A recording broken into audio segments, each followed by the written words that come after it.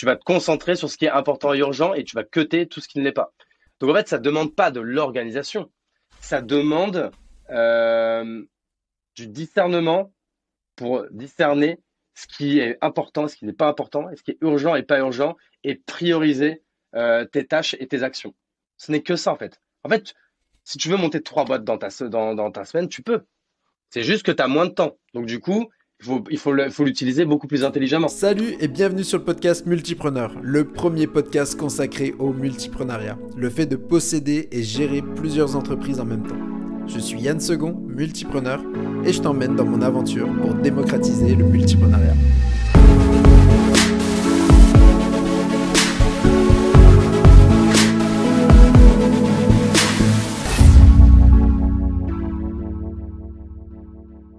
Bonjour à tous, bienvenue sur le podcast Multipreneur. Je suis très heureux aujourd'hui de recevoir Hugo Benz. Je ne sais pas si c'est nécessaire que je le présente, mais je vais quand même le faire.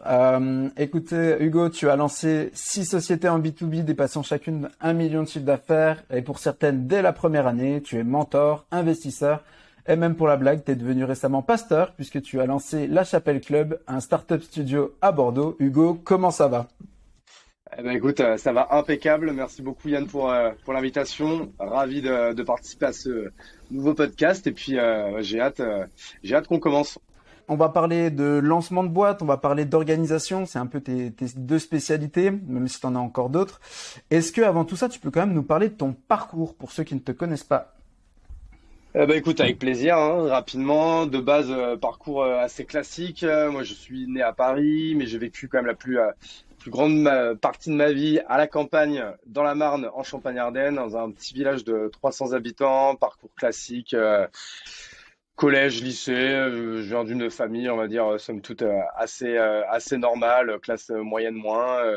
Mais vie enfance quand même assez heureuse, famille à fort potentiel culturel on va dire, donc avec un gros capital culturel, donc j'ai eu beaucoup de chance là-dessus. Ensuite collège, lycée, bac, prépa et école de commerce, c'est là que j'arrive à Bordeaux.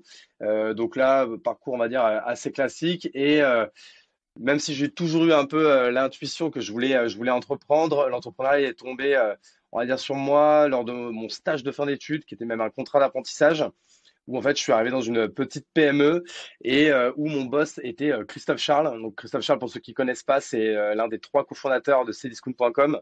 Donc il y a 10 ans à Bordeaux, c'était la plus grosse boîte tech de la ville, hein. C'était le premier e-commerçant à l'époque qui dépasse le milliard de chiffre d'affaires.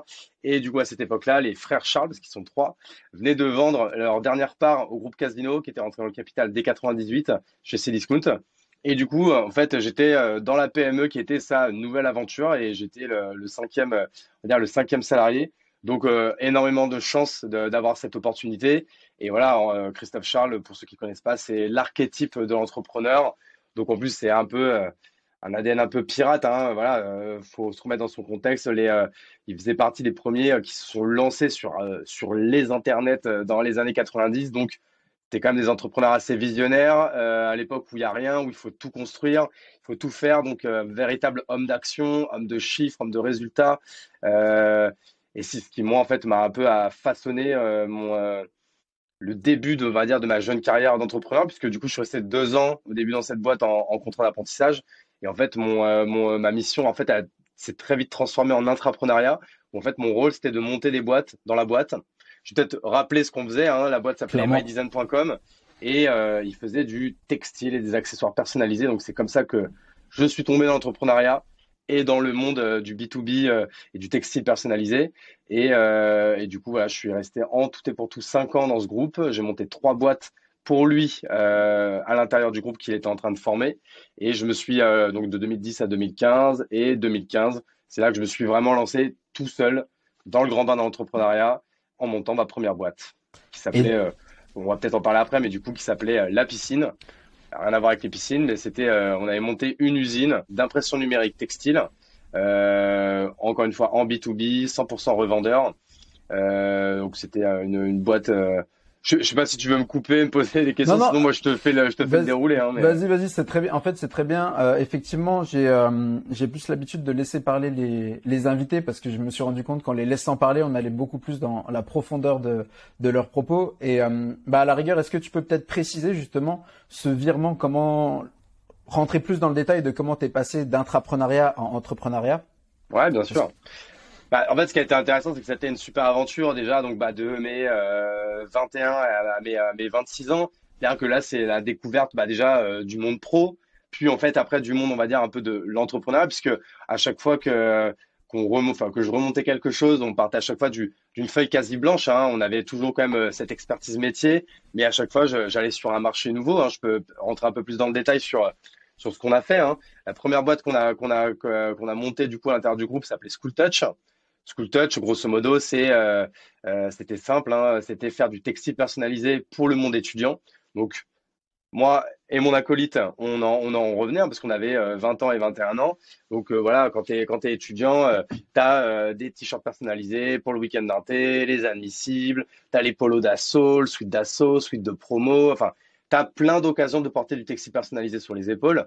Et ça, on se disait, ça, à l'échelle d'une école, déjà, c'est énorme. À l'échelle d'une ville, c'est encore plus gros. à Et à l'échelle de l'échelle de la France, à France. l'échelle de toutes les écoles, parce que il n'y a pas que les écoles de commerce, il y a les écoles d'ingé, les écoles de kiné, médecine, pharma, STAPS, les universités, les lycées, les prépas, les collèges. Enfin, bref, il y en a vraiment. C'est quand même un marché qui est pas colossal, mais c'est un très gros marché. Et à l'époque, on se disait voilà, il n'y avait pas de gros qui était déjà un peu dans ce game-là. Donc tout était encore un peu à construire. C'était un marché qui n'était pas encore tout à fait mature, mais qui était déjà quand même où il y avait plus besoin, on va dire, de faire de l'éducation. Donc le momentum était parfait. Et en fait, c'est à ce moment-là que je me suis rendu compte que j'étais fort dans quelque chose et c'était le go-to-market. C'est-à-dire, à un moment donné, on se dit, OK, on a un produit, une offre, c'est de faire du textile personnalisé. On a un marché, c'est le marché des étudiants, donc les assos, les BDE, les administrations, toutes les assos, les listes, etc. Tout ça, c'est identifié. Bah, en fait, là, maintenant, il n'y a plus rien qui peut nous arrêter. Maintenant, il suffit juste d'aller se confronter à ce marché, même si l'offre, elle n'est pas encore à 100% aboutie, même si les process, ils n'existent pas encore. Les fournisseurs, on a quelques notions, mais voilà, on pourra l'améliorer après. On a tout de suite été dans l'action, tout de suite été dans la vente. Et en fait, les résultats, en fait, on parlait pour nous. Hein. On a fait 1 million d'euros dès la première année. Et en fait, moi, l'image que je donne là-dedans, en fait, c'est comme un mec qui va courir pour la première fois, qui se rend compte qu'il est plutôt bon runner, qu'il aime faire ça, et qui du coup court de plus en plus loin et de plus en plus vite. Et en fait, moi, c'est un peu l'image que je donne pour illustrer ce qui est pour moi maintenant l'entrepreneuriat, quoi. C'est énorme et c'est vrai qu'effectivement t'es très efficace sur le go-to-market. Ça, je trouve ton parcours hyper intéressant. Je t'avoue que sur tous les multipreneurs que j'ai interviewés, tous ont quasiment commencé par le textile, mais je crois que toi t'as quand même maximisé la chose et t'es arrivé justement à passer une plus grande étape puisque t'en as fait aussi un peu ta spécialité. Et et ça c'est vrai que il existe différents types de multipreneurs. Tu vois, il y a des personnes qui, eux, ont des entreprises dans tous les sens. Quand je dis dans tous les sens, c'est-à-dire dans des secteurs d'activité complètement différents. Toi, tu as réussi à créer justement une sorte de spécialisation dans ce milieu-là. Ouais.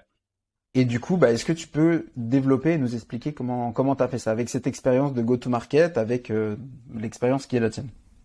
En fait, c'est assez simple en soi. En fait, l'expertise qui, du coup est en fait est devenue la mienne, mais pas que moi. On est plein dans ce milieu du textile à être comme ça. C'est que déjà en fait, ce qui est bien dans le textile, c'est qu'il n'y a pas de ticket d'entrée. Je t'explique très rapidement le business Mhm. model. En fait, il est simple. Tu trouves un client, il te paye, tu achètes le textile vierge à un stocker français. Donc c'est quand même du textile qui vient d'Asie, mais il est stocké en France, il est disponible en France. Tu lui achètes.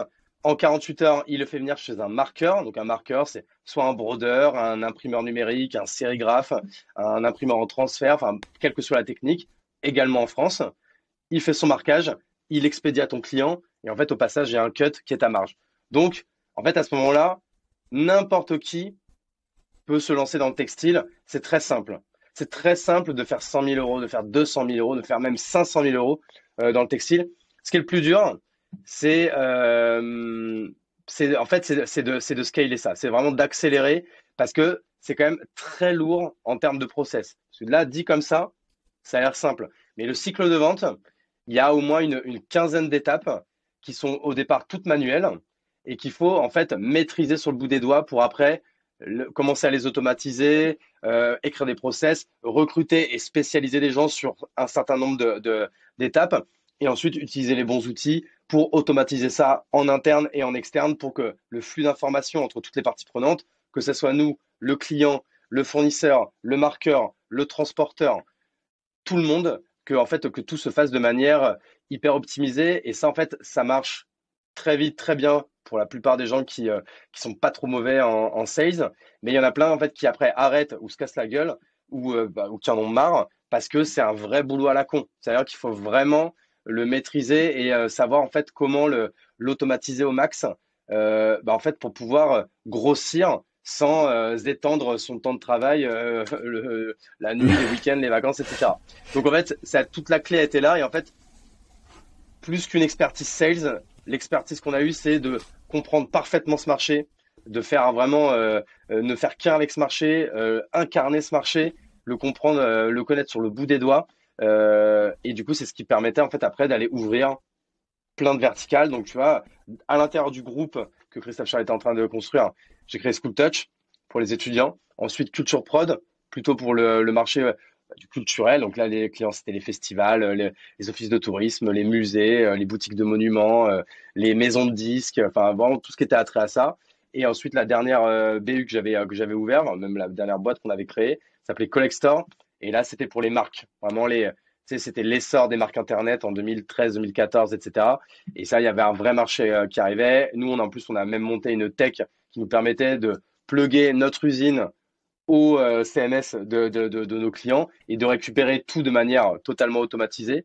Et ensuite, après, encore une fois, l'étape d'après qui est 2015-2022, et notamment Kimono, que tout le monde connaît, mais il y a eu également d'autres boîtes dans le textile. Encore une fois, c'est toujours la même expertise qui est maîtrisée et qui, du coup, me permet d'aller ouvrir des verticales sur tel marché, tel marché, tel marché, tel marché. Est-ce que tu penses justement que cette expertise, c'est celle que tu l'as appris pendant ton alternance et en lançant ces 3 boîtes-là, ou alors justement tu l'as quand même mis en place à partir de ta première, deuxième boîte, troisième boîte que toi tu as créée? Non, je l'ai mis en place pendant les 5 ans où j'étais dans le groupe Image Corp, du coup le groupe de Christophe Charles. Et moi en fait, je suis quelqu'un quand je m'intéresse à un sujet, je le creuse à fond, tu vois. C'est-à-dire que je le fais de manière presque autistique. Je veux tout connaître sur le bout des doigts et je veux être l'expert number one du truc. Ça a commencé, j'ai eu ça toute ma vie, tu vois, quand j'étais petit. Moi, je suis né en 88, donc en 98, quand on gagne la Coupe du Monde, j'ai 10 piges. Et là, même si j'étais passionné de foot, à partir de 98, j'estime que le foot, c'est toute ma life et je veux tout connaître et je veux tout maîtriser. Et tu vois, je voulais connaître chaque joueur, je voulais savoir dans quel club il avait joué, qu'est-ce qu'il avait gagné. Enfin, tu vois, je connaissais tous les palmarès du Ballon d'Or, de la Ligue 1, de la Serie A, de la Première Ligue, des Coupes du Monde. Je voulais être calé, mais de ouf, à une époque où il n'y a pas Wikipédia, à l'époque où il faut aller chercher les informations dans les bouquins, dans les trucs, etc. Et moi, je me faisais mes cahiers avec mes notes, je me faisais mes propres fiches l'équipe, mes propres fiches Wikipédia, mes propres trucs. Et j'ai fait pareil après à l'adolescence avec le cinéma, tu vois. Quand je deviens passionné par un truc, j'y vais pas à moitié, quoi. J'y vais à fond et c'est ce que j'ai fait avec ce marché. Et en fait, tu ne peux pas être bon quelque part si tu n'es pas expert. Et je crois, je sais plus, j'ai plus la stat, mais je crois que tu deviens expert en quelque chose quand tu as passé, genre, je vais dire une connerie, 10 000 heures. Ouais, c'est ça. Ouais, voilà, 10 000 heures sur un truc. Donc moi, on va faire le calcul, depuis 12 ans, j'y passe 10 heures par jour. Donc, je sais pas à combien je suis, mais en tout cas, les 10 000 heures, je les ai très vite atteintes et j'ai très vite eu aucun problème de fausse modestie à dire que j'étais un crack sur ce marché, quoi. Tu vois, je vais rebondir tout de suite sur ces 10 000 heures et sur cette expertise. Je sais plus qui justement a dit ça récemment, où c'est pas réellement 10 000 heures, mais ça va être plus 10 000 itérations, 10 000 tests, 10 000 essais. Est-ce que tu partages aussi cette vision-là ou pas du tout? Ah, mais clairement. Et ça, tu vois, nous, Christophe Charles, qui a été du coup mon mentor pendant 5 ans, il y avait une phrase qui me répétait tout le temps, qui était le mieux est l'ennemi du bien. Tu vois, aujourd'hui, on dit fake it until you make it, c'est un peu le même principe. Et du coup, c'est quelque chose que j'ai moi-même essayé de retranscrire à mes salariés, aux personnes que je mentor, etc. c'est qu'à un moment donné, rien ne vaudra une action. Rien ne sera plus fort que l'action. Tu vois, il y a même des phrases que j'aime bien, qui est, par exemple, d'après toi, quel est le bon moment pour lancer un produit? Bah, c'est quand on a C'était encore hier. honte. Tu vois, c'est quand il n'est pas encore abouti. Parce qu'en fait, quand tu t'en seras fier, bah, il sera déjà trop tard. Et tu auras perdu trop de temps. Et, et je pense que c'est cet ADN-là qui m'a été donné par Christophe, qui m'a été façonné par Christophe, qui aujourd'hui fait que je me démerde pas trop mal dans tout ça, quoi. Parce que j'ai pas peur, en fait. J'ai pas peur de mal faire. Et comme, bah, après, si t'es pas trop bête, bah, la plupart du temps, tu fais quand même bien, même si parfois tu te trompes. Mais comme t'as pas peur, bah, du coup, t'as plus de chances de te créer des opportunités ou de te créer des succès, quoi. Mais c'est ça qui est intéressant chez toi. Je t'avoue que je t'ai découvert, du coup, la première fois que j'ai entendu parler de toi, c'était dans le podcast de Benoît Dubois de Scalesia, qu'on salue. Et effectivement, le passage à l'action, c'est quand même, ça fait clairement partie de ton identité.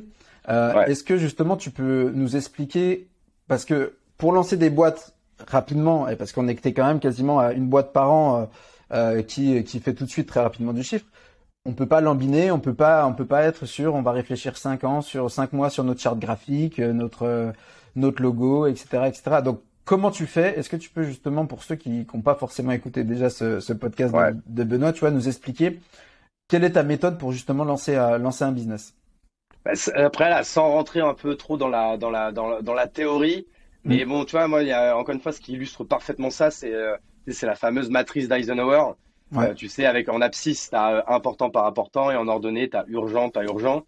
Et en fait, à un moment donné, quand tu montes une boîte, si tu ne concentres pas ton action uniquement sur ce qui est urgent et important, et que du coup, bah, en fait, tu utilises tes journées, tu utilises je sais pas, les 10 heures que tu taffes dans la journée pour faire un peu de tout, mais donc plein de choses pas urgentes, pas importantes, donc choses que tu devrais supprimer, ou tu vois, des choses qui sont importantes mais pas urgentes, mais que tu pourras faire au trimestre d'après. Tu vois, bah, par exemple, très clairement, quand tu lances quelque chose, euh, monter la boîte, monter les statuts, etc., c'est quelque chose d'important, mais c'est pas quelque chose d'urgent. T'as pas besoin d'avoir des statuts pour vendre. Donc, tu peux le planifier et commencer à vendre. Il y a après, et puis t'as la dernière case qui est quelque chose qui est urgent, mais pas important. Donc ça, c'est pas, tu peux pas trop le faire au début. C'est quelque chose après quand tu as des équipes, c'est des choses que tu délègues en fait. Tu vois, par Clairement. exemple, je sais pas, non mais même quand tu es tout seul, tu vois, par exemple, faire ta déclaration de TVA, bah franchement, délègue-le à un expert comptable, ça te coûtera peut-être 300 balles par mois, mais toi, ça va te prendre 2 jours de le faire. Donc, sauf Mhm. si tu dis que 2 jours, ça vaut 300 balles, bah c'est quelque chose qu'il faut que tu délègues. Concentre-toi uniquement. Tu feras jamais 10 heures de ton temps sur les choses importantes et urgentes parce qu'il faut être hyper intense et à la longue, ça se tient pas. Mais si tu arrives à au moins dire que tu passes plus de la moitié de ta journée, ou au moins, allez, même les 2 tiers si tu peux, à faire seulement des choses urgentes et importantes. Donc, qu'est-ce qui est urgent et important? Ce sont les tâches qui te permettent d'atteindre les objectifs. Voilà. Et donc, du coup, même, j'ai presque envie de dire, même avant de te lancer, note sur un coin de table ou quoi, c'est quoi ton objectif? Tu te lances, c'est le premier mois, combien tu veux faire? Est-ce que ton objectif, c'est juste de signer un premier client? Et si c'est ça, il n'y a pas de problème, c'est ton objectif, signer un premier client. Mais si dès le premier mois, tu dis, bah, je vais faire 10 000 balles dès le premier mois, bah, va chercher les 10 000 balles, suis bien ça de manière hebdo. Si à la moitié du mois, tu n'es qu'à 2 000, bon, bah, c'est que tu n'es pas à la moitié, donc tu es en retard. Essaie de comprendre pourquoi. Est-ce que je passe pas assez de temps à faire du sales? Est-ce que je passe trop de temps à faire des conneries qui me servent à rien? Enfin, tu vois, en fait, c'est très facile à dire dans la théorie, c'est plus difficile à mettre en pratique, mais c'est être en continuel auto-audit de tes journées et en fait de priorisation de tes tâches. Parce que quand tu es entrepreneur, tu pourrais bosser tout le temps en fait. Si ton corps et ton esprit te le C'est sûr. permettaient, si tu n'avais pas besoin de dormir, tu pourrais bosser tout le temps. La preuve, il n'y a pas une minute, enfin il se passe pas, sauf quand tu fais du sport ou quand tu fais des choses cool, tu vois tes potes, etc.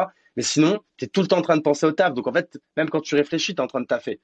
Donc, du coup, ça veut dire que le temps que tu alloues à travailler, il faut qu'il soit efficient. Et pour qu'il soit efficient, il faut que tu aies fait quand même un audit préalable sur la priorisation de tes tâches. Qu'est-ce qui est important? Qu'est-ce qui est urgent? Je planifie dans mon agenda. J'ai ma liste de tâches. Clairement. Je déroule. Voilà. Clairement. Et on fera une partie justement vraiment spécifique sur l'organisation parce que c'est vraiment, en fait, pour moi, le multipreneuriat, il est basé sur deux choses. il y a une première compétence qui est justement la capacité de savoir lancer des projets. Et la deuxième qui est sur la partie justement de pouvoir s'organiser entre ces différents projets. Donc, si ça te va, on va se concentrer sur la partie lancer des projets au début, et ensuite on partira sur comment s'organiser entre ceux-là. Justement, là, tu m'as dit quelque chose d'hyper intéressant. Tu parlais de setup des objectifs. Quels ont été, toi, tes objectifs quand tu as lancé tes premières boîtes, justement? Au moment où tu t'es dit, vas-y, go, on va lancer ça, c'était quoi tes objectifs? En fait, franchement, je vais être honnête avec toi, hein, les premières boîtes que tu lances, t'as même pas l'idée en fait d'écrire des objectifs. Ça vient, ça vient après. Ouais, la première fois que tu te lances, justement, c'est l'inconnu.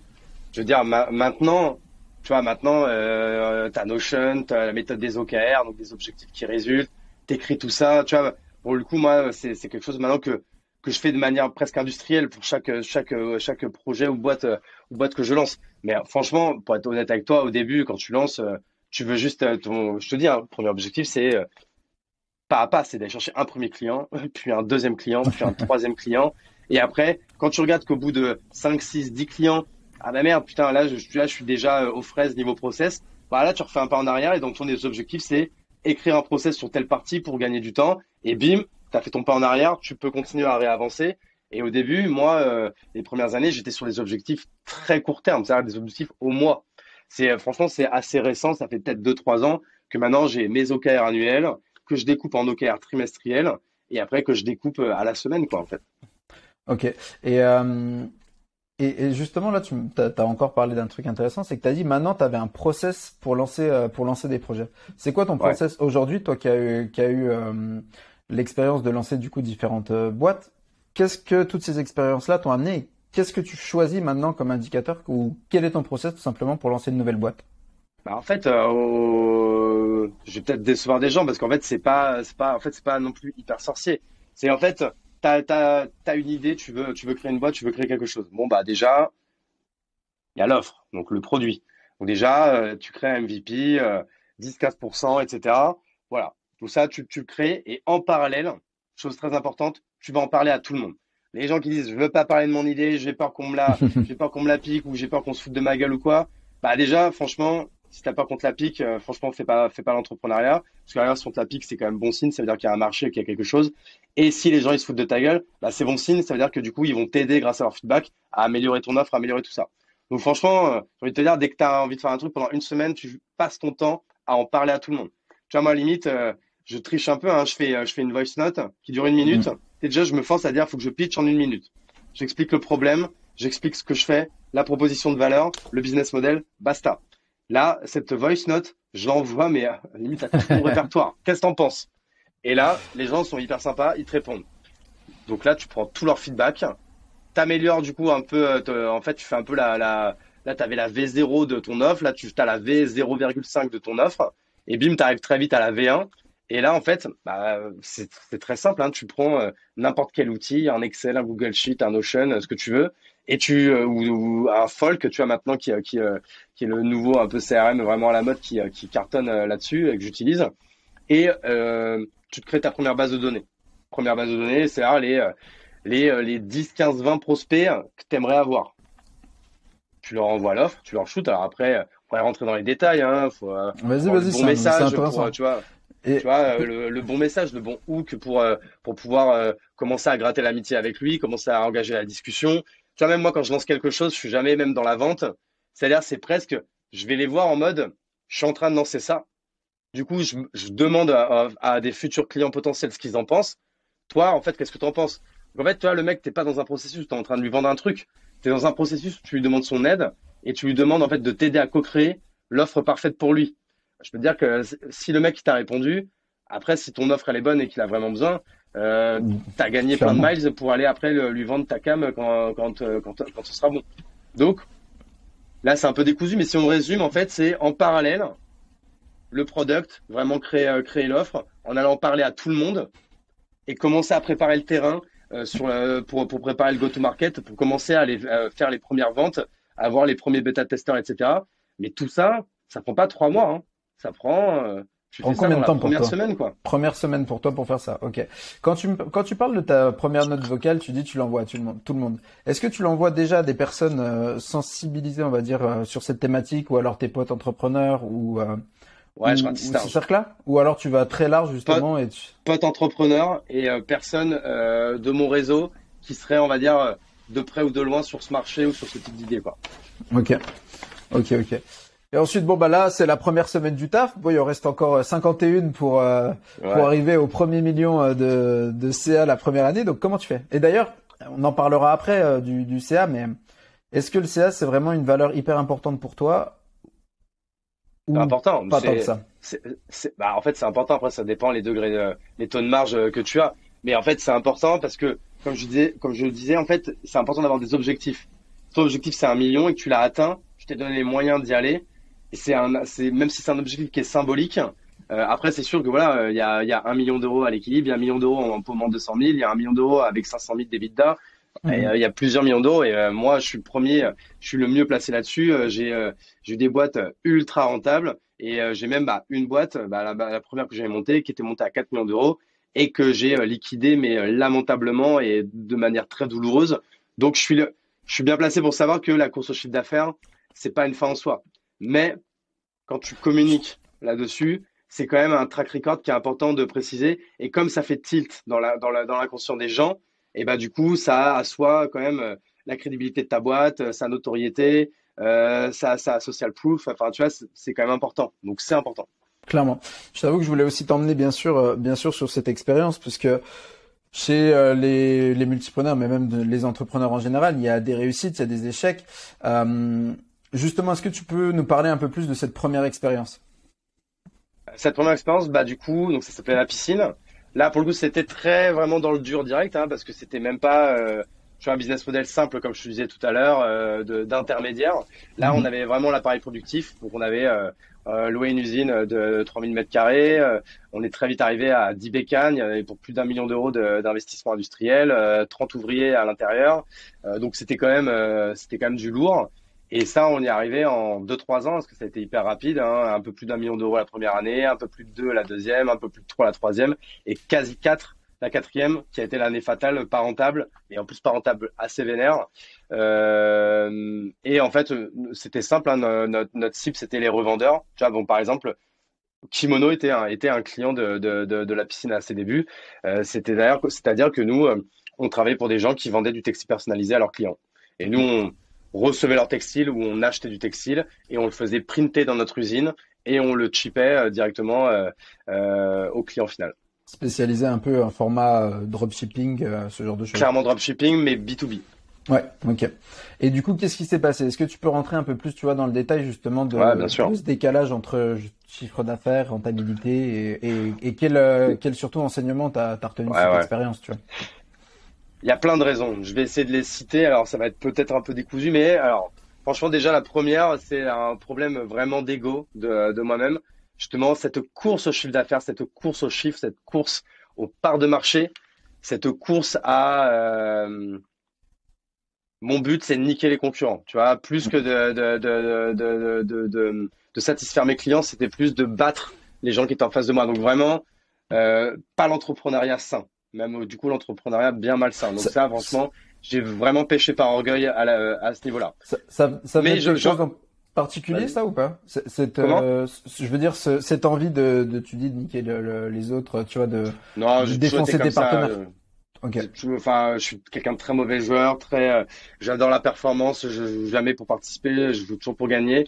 Et mais de manière pas très saine et je travaille beaucoup là-dessus maintenant et notamment bah là sauf que en fait quand tu fais une partie de tennis ou de paddle ou de foot avec tes potes J'allais, bon bah j'allais y venir. à part t'engueuler avec eux tu risques pas grand-chose et sauf que là bah les conséquences elles sont un peu plus dramatiques on va dire donc ça c'est la première grosse erreur après j'aurais pu compenser ça par une gestion parfaite de la boîte c'était pas le cas c'est-à-dire que j'avais pas de pilotage et de suivi des KPI importants de rentabilité. Mhm. Parce qu'encore une fois, si j'avais commencé si j'avais eu un bon suivi, un bon pilotage de tout ça, si je m'étais entouré des bonnes personnes aussi pour m'aider parce que j'avais beaucoup de lacunes à ce niveau-là, j'aurais pu me rendre compte plus vite, assez vite que je creusais le trou. Ok. Or là, en fait, quand j'en suis rendu compte, et il était déjà trop profond et j'étais dedans, tu vois. Hmm. Donc voilà. Donc ça, c'est la deuxième faute. C'est à partir de quand Mais que c'est devenu vraiment chaud comme ça que tu dis? Ou ah non, justement, en fait, c'était chaud, c'était quand on a clôturé le bilan, quoi. J'avais Ok. aucun suivi mensuel, tout. C'était, Ah, en d'accord. fait, piloter une boîte qui fait même 1 million d'euros au doigt mouillé, en vrai, ça marche. Tu vois, t'as les grandes valeurs. Le problème, c'est que quand tu arrives à 4 millions avec des flux de trésorerie plus, moins, euh, t'en as 1000 par jour, c'est des montants qui sont de plus en plus élevés, etc. Tu peux plus piloter Hmm, au doigt mouillé. Au bien contraire, sûr. tu vois, c'est là, limite, limite, on avait la taille pour avoir un DAF, quoi, tu vois. Et Ok, j'avais même pas un RAF, tu vois. ok.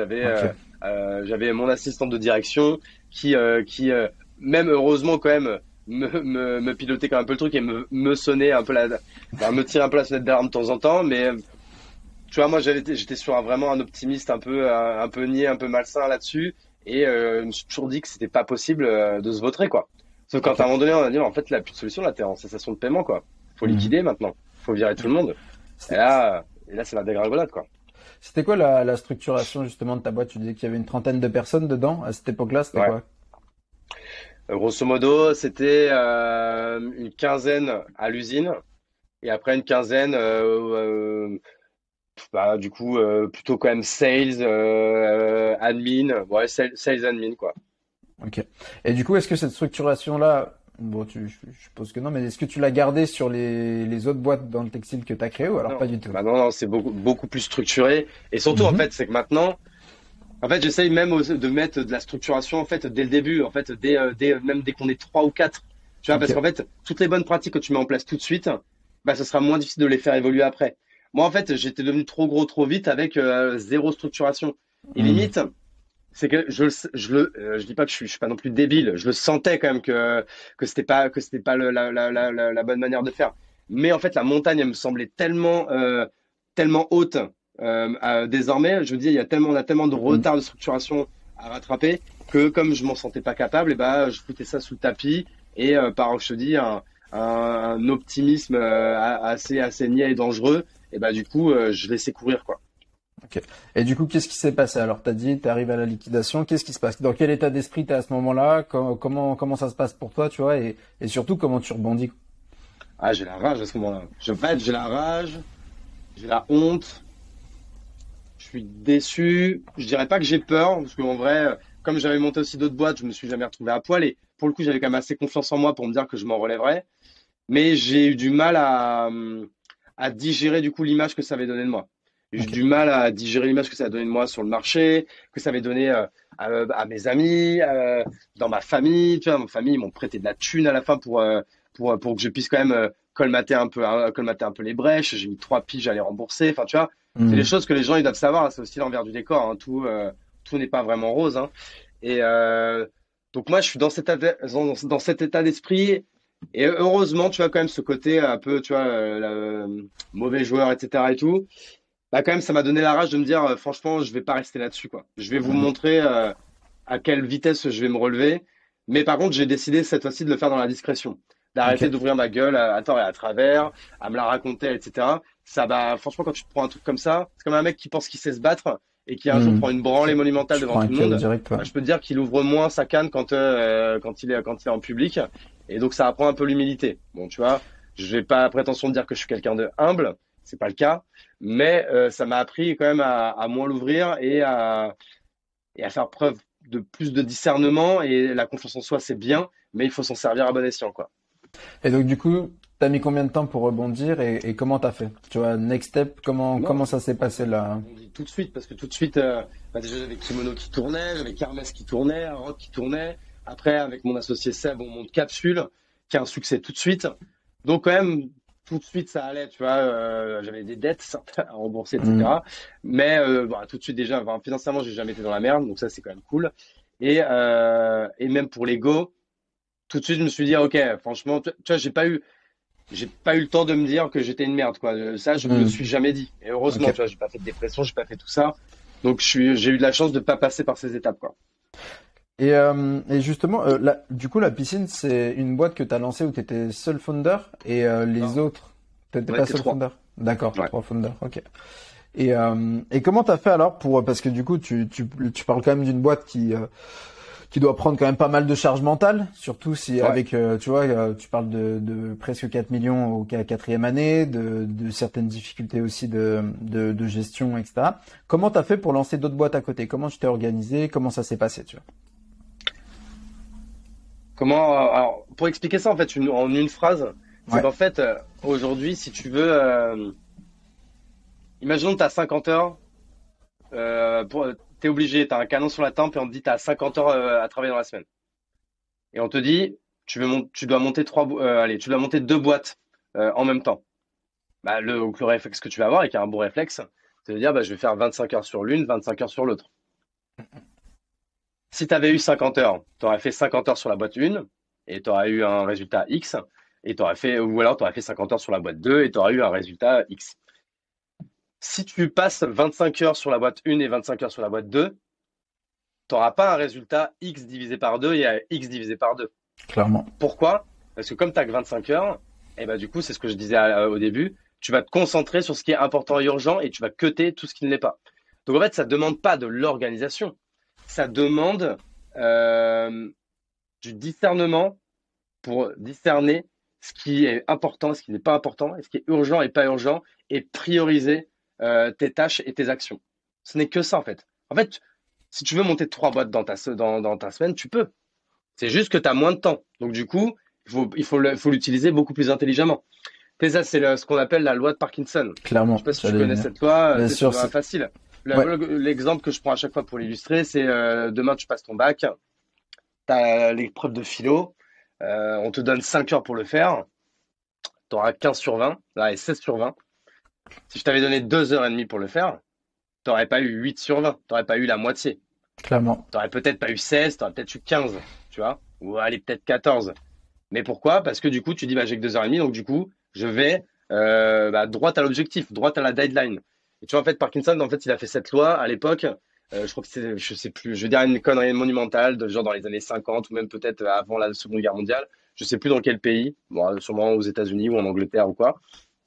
Et c'était pour en fait étudier le travail des fonctionnaires, des gens de la fonction C'est ça. publique. Et en fait, il s'est rendu compte que les gens, bah ouais, franchement, ils avaient 7 heures de boulot, ils travaillaient pendant 7 heures. Mm. Mais en fait, ils se sont rendus compte que si tu avais donné 3 heures à cette personne, elle aurait fait exactement le même boulot. Et en fait, à loi de Parkinson, ça montre que quand tu as un temps imparti, eh ben, tu as tendance en fait à occuper tout le temps qu'on te donne, même si l'objectif est le même. Donc, si on te donne un objectif X et qu'on te donne ça, tu vas utiliser ça. Si on te donne ça, tu vas atteindre X aussi, mais tu vas n'utiliser que ça. Je suis Clairement. désolé, j'étais en train de faire un geste, Non, mais en non, fait, du coup, à l'audio, ça va pas se ressentir, mais si, je si, pense que mais les gens ont t'inquiète, compris. il y aura de la vidéo aussi, t'inquiète, pas de souci. Et oui, oui, clairement. Et la loi de Parkinson, ça explique l'importance de se poser des deadlines. On en parlera Ah, encore exactement. après. C'est ce qu'on disait tout Mais à l'heure. Poser ouais, des objectifs, des deadlines, une liste d'actions, tu planifies dans ton agenda, tu exécutes. Point barre. point, bah, C'est et ça facile en fait, s'enchaîne. sur la théorie. Clairement. Et du coup, moi, ce qui m'intéresse, c'est, tu vois, alors, comment ça s'est passé, surtout au niveau de tes associés. C'est-à-dire que, tu vois, tu avais une boîte et tu te dis, vas-y, je vais en lancer une autre à côté. Parce que du coup, c'est pas avec les mêmes personnes que tu as lancé tes différents projets. Donc, Exactement. tu vois, comment ça s'est passé à ce moment-là? Comment ça s'est passé avec les associés? Souvent, si je dis que ça s'est passé, que ça s'est très bien passé à chaque fois, je serais un menteur. Ça s'est bien passé parce que j'ai su bien l'amener. Mais en effet, c'est pas anodin. Donc, maintenant, j'ai un avantage, c'est que les gens, ils ont compris qui j'étais. Donc, n'importe qui s'associe avec moi, il sait que ça va pas être une lune de miel qui va durer 10 piges à 100%, quoi. Mais au début, ouais, ça peut être un peu compliqué. Après, j'ai quand même eu toujours la chance de m'associer avec des gens qui avaient également d'autres boîtes. Ok. Donc, c'était quand Tous? même, enfin, tu vois, ouais, franchement, tous. Je pense que ça m'est jamais arrivé. Oh, tu vas me faire une Donc, super liste de multipreneurs à la fin. C'est top. ouais, donc, non, non, en fait, à chaque fois, c'est des gens qui avaient au moins une autre boîte à côté, quoi, tu vois. Ok. Donc, tu vois, dans ce sens-là, et puis on n'est jamais hâté à se fliquer ou quoi, sur le temps, sur le machin. Donc, ça s'est quand même plutôt à chaque fois bien passé là-dessus. Forcément, ça peut toujours avoir des petits conflits d'intérêts, des petits machins. Donc voilà, mais globalement, ça s'est quand même bien passé. Ok. Donc, et souvent, enfin, tu vois, c'est vraiment pour rentrer dans le détail, pour aussi l'expliquer, parce que je t'avoue que les personnes qui vont nous écouter sont aussi des personnes qui soit ont plusieurs boîtes, soit veulent lancer plusieurs boîtes, qui peuvent être Ouais. associées ou non avec différentes personnes. Donc, du coup, dans la démarche, tu faisais comment? Tu sentais une nouvelle opportunité, tu y allais et ensuite t'en parlais, tu vois, comment tu t'organisais un peu? Tu parlais avec ton premier associé, comment ça s'organisait quand même? En fait, à un moment donné, ouais, tu as des opportunités qui arrivent, tu les creuses, et après, il y a un jour, tu prends la décision de dire, vas-y, go, je le fais. Bah, en fait, bah, ça, c'est simple, hein.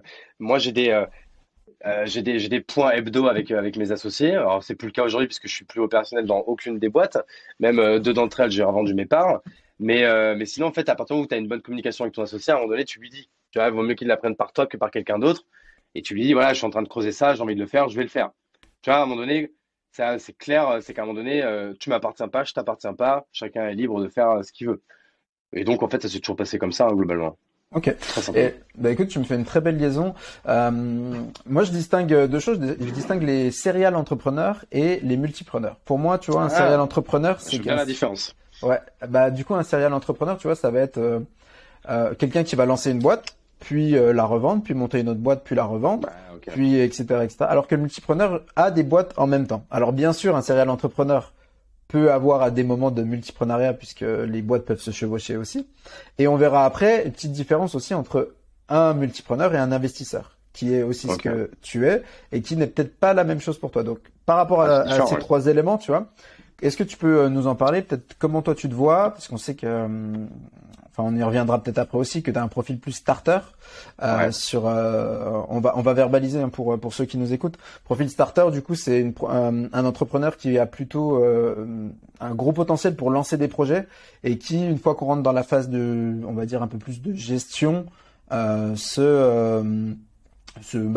met un Bon, peu à moins de en valeur arrière, ajoutée. quoi. Voilà, moins de valeur ajoutée et donc se met un peu en recul par rapport à d'autres acteurs de la société pour laisser un peu la gestion de la boîte. Est-ce que d'ailleurs tu peux compléter ça peut-être ou Non, non, c'est une définition qui est assez claire et en effet dans laquelle je me reconnais pas mal. Ok. Et donc du coup toi plus serial entrepreneur, plus multipreneur? Non, plus multipreneur, quoi. Dans le sens où, ouais, moi, en fait, bah, déjà, en fait, c'est un entrepreneur, c'est vrai que même le mot, j'ai jamais trop kiffé, donc multipreneur, j'avoue que j'aime bien. Bah non, en fait, moi, multipreneur dans le sens où j'ai plein d'idées de projets, où j'ai des opportunités de projets qui m'arrivent. Et en fait, moi, je pars du principe que j'étudie quand même tout ce qui se passe, tu vois. Je me dis jamais, non, je l'étudie pas, parce que dans tous les cas, je n'irai pas. Tu vois, tu vois, il y a des gens, ils habitent dans une maison, ils aiment tellement leur maison, ils y sont bien, que dans tous les cas, même s'ils voient une belle opportunité, ils iront pas la voir. Bah moi, Mhm. en fait, j'ai jamais, tu vois, j'ai aimé toutes les maisons dans lesquelles j'ai été ou appartements, mais en fait, je me suis jamais dit c'est l'appart ou la maison de ma life, et si je vois une opportunité qui passe, je vais pas la visiter. Bah, moi, je suis un mec qui va visiter, Ok. et de surcroît, je suis un mec qui fait facilement une offre. Donc, voilà, si on peut, si on doit illustrer ça, pour moi, c'est un peu ça le multipreneur, quoi, tu vois. Très belle illustration, j'aime beaucoup cette idée. D'ailleurs, faut que j'aille visiter un autre appartement. J'interromps cet épisode 5 secondes, j'espère que tu es en train de passer un bon moment. Si c'est le cas, n'oublie pas de mettre 5 étoiles sur Apple Podcast ou la plateforme de ton choix, de liker et commenter cet épisode. Tu as un vrai impact quand tu fais ça et ça m'aide vraiment à démocratiser le multipreneuriat. Je te remercie. Bonne écoute. Ok, multipreneur. Et pour toi, la différence entre multipreneur et investisseur? Puisque tu es aussi investisseur de Bah, nombreux c'est projets. simple, hein, le multipreneur, quand même, il y a quand même un côté très opérationnel. Alors que bon, bah, de toute façon, quand tu es investisseur, soit tu es investisseur silencieux, soit tu peux aller plus loin et tu es advisor, mais Mm. ça s'arrête là, quoi. Le multipreneur, il est co-founder, quoi, tu vois. Alors que Mhm. l'investisseur, c'est pas son projet. Il a juste Ok. mis des ronds et il donne des conseils, quoi. Ça te va si on te parle de l'organisation du coup entre tes différentes boîtes? Là, c'est la partie un peu plus, tu vois, multipreneuriat. C'est bon, Mhm. t'en as fait un playbook qui est super. D'ailleurs, j'invite tout le monde à aller sur ton site pour le télécharger pour regarder un peu la structuration des différentes sociétés. Est-ce que tu peux nous en Leplongeoir.co. le plongeoir.co exactement, on mettra le lien de toute façon dans la description. Mais c'est vrai que ça illustre très simplement.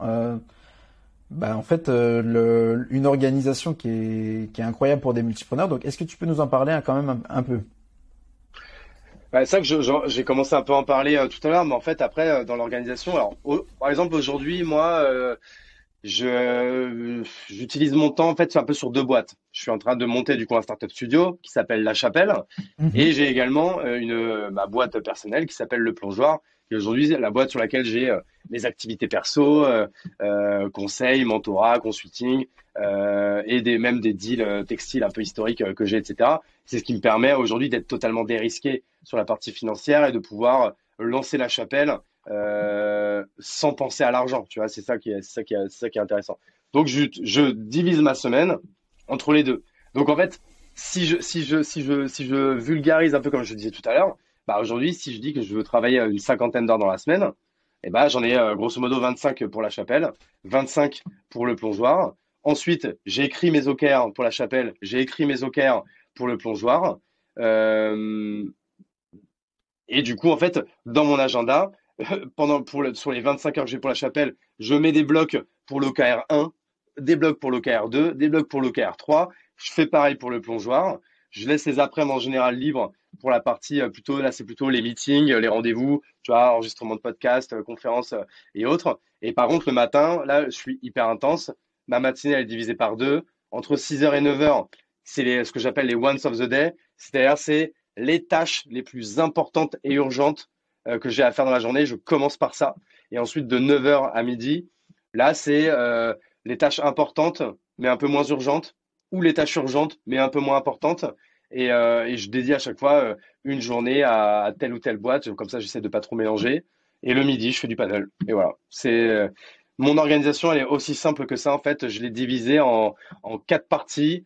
Donc, 6 heures, 9 heures, ultra urgent, important, hyper intense. 9 heures midi, un peu moins important, un peu moins urgent, mais quand même toujours dans comment je fais avancer comment je vais atteindre mes OKR. C'est-à-dire ce qui n'est pas noté dans mes OKR, je ne le fais pas puisque je ne l'ai pas noté, donc c'est-à-dire que c'est pas prioritaire. Entre midi et deux, je fais du sport, donc du paddle pour les gens qui savent pas, meilleur sport du monde. Comment c'est possible que des gens ne savent pas encore Ouais. que Et Hugo l'après-midi, Benz fait du paddle. voilà. Et l'après-midi, franchement, c'est uniquement visio. C'est-à-dire que c'est là que je fais tous mes mentorings, tous mes rendez-vous, mes enregistrements. Du coup, c'est en fait, comme l'après-midi, du coup, j'ai tendance à être beaucoup moins concentré. Tu vois, là, Ouais. par exemple, le fait là qu'on enregistre un podcast ensemble, bah, tu vois, je peux pas me barrer. Il y a un cadre, on a une discussion. Donc, du coup, je vais jusqu'au bout du podcast et je me donne à fond. Mais par contre, là, si tu m'avais mis derrière un ordi, bah franchement, je pense que j'aurais vachement divagué parce que comme je suis levé depuis 6 heures du mat et que je cravache depuis 6 heures, plus j'ai fait du sport entre midi et deux, bah tu vois, je suis un peu crevé quoi. Donc je suis beaucoup moins concentré et focus. Donc en fait, j'ai besoin les visios pour le coup, c'est comme un tunnel, tu le démarres et tu es obligé d'aller au bout.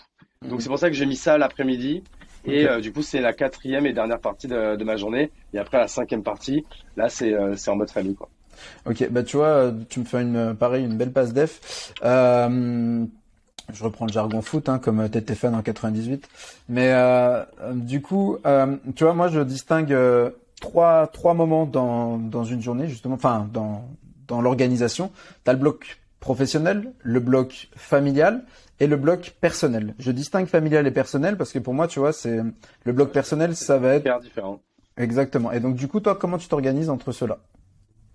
Bah, en fait, c'est simple. Encore une fois, je prends mon agenda. Je commence par mettre mes blocs qui correspondent à mes OKR perso et familiaux. Ça, j'aime Ça se beaucoup. dit familiaux ou familial? Ouais, Oui, ouais, familiaux. ouais, familial. Bah, en fait, je peux donner des exemples, hein. Mes OKR perso, c'est le sport. Donc là, je place tous mes blocs de sport dans mon agenda.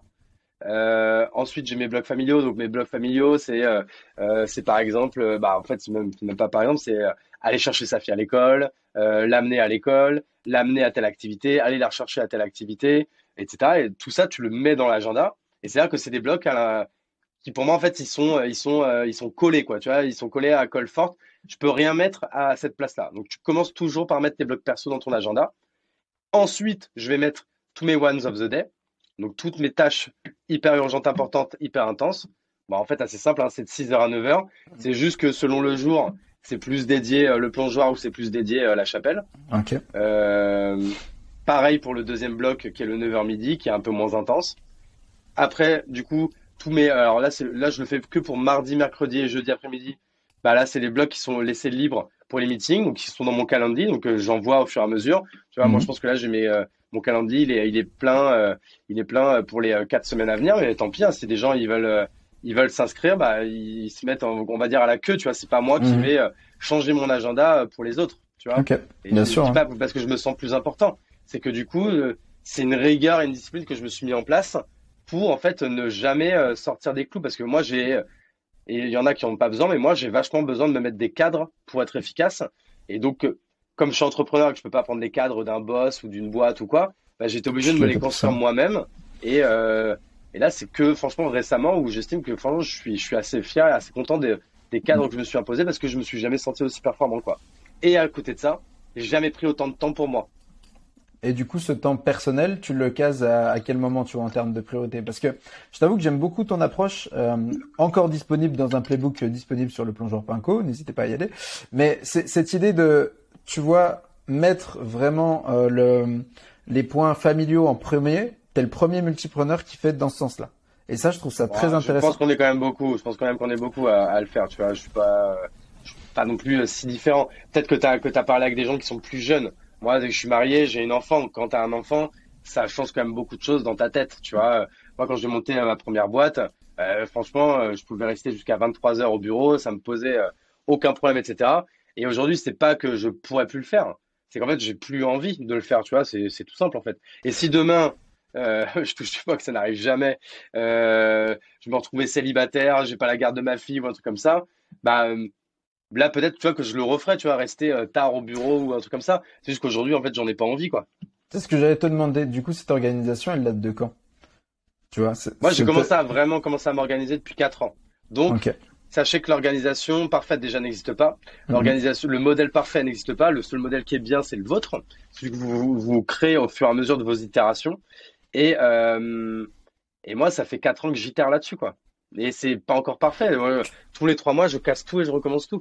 Tu t'es- Et je lis beaucoup là-dessus. Tu vois, par exemple, les Ones of the Day, c'est quelque chose que j'ai mis en place depuis, je sais pas, 2 mois.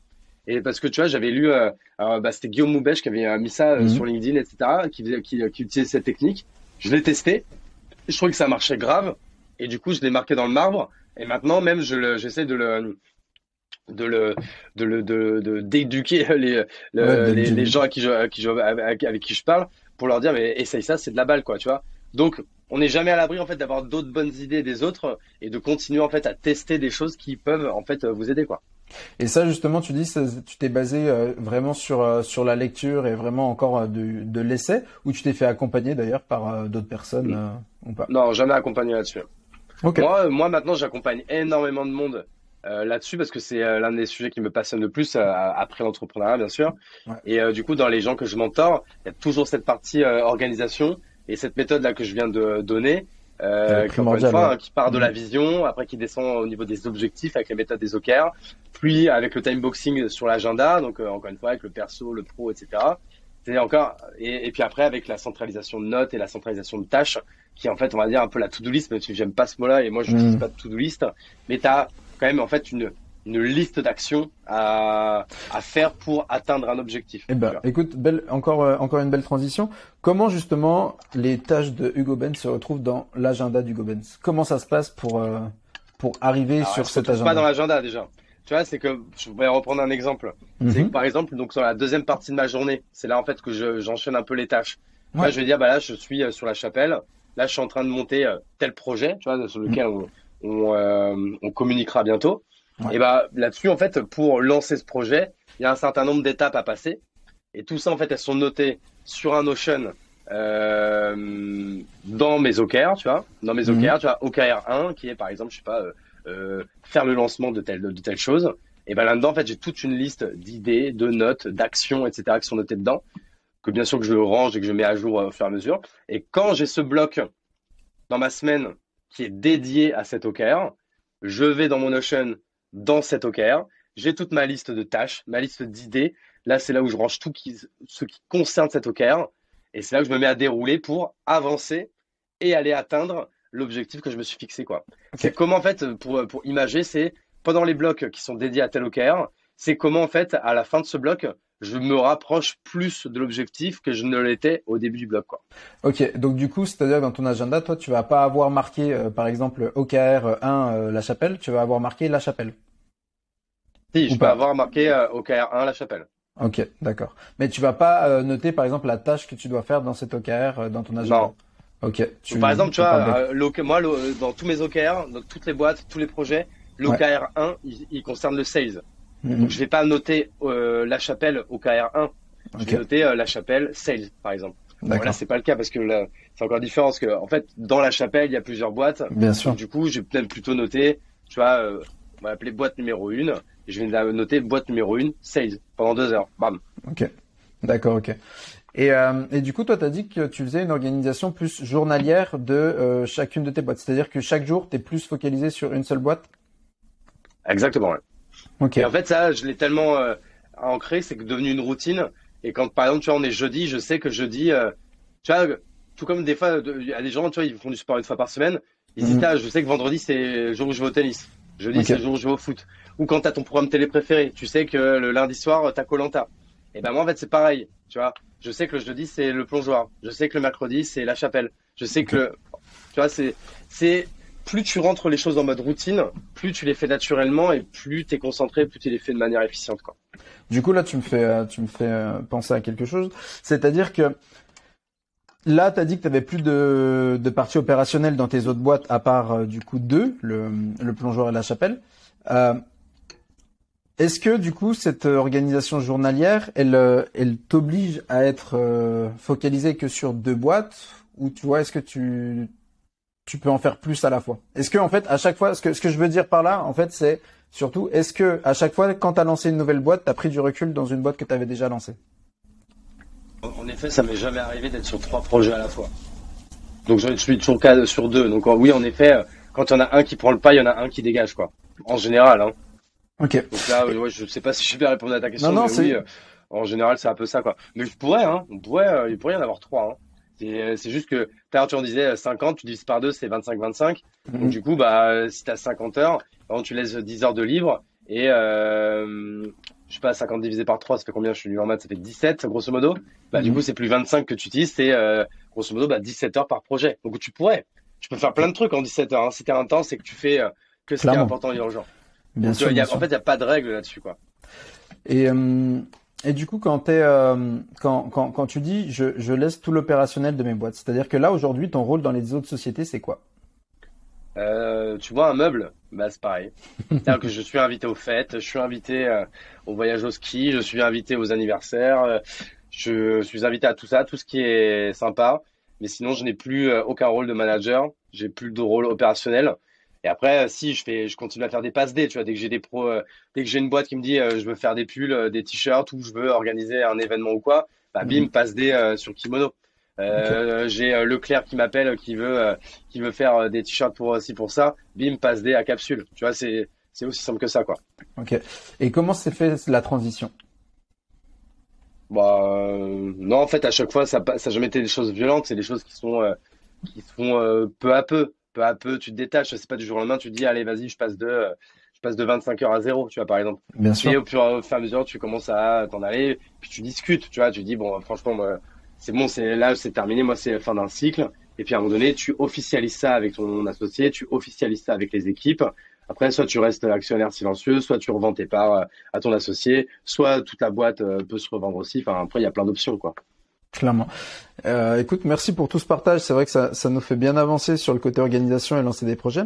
Est-ce que tu peux quand même une question qui est quand même hyper importante sur le côté multipreneuriat, c'est plutôt sur, tu vois, à partir du moment où tu commences à investir, à avoir différentes boîtes, etc., c'est comment tu t'organises dans la gestion plutôt financière de tes différentes boîtes. Est-ce que tu investis en pro, avec une holding, est-ce que tu le fais en perso, comment tu organises ça?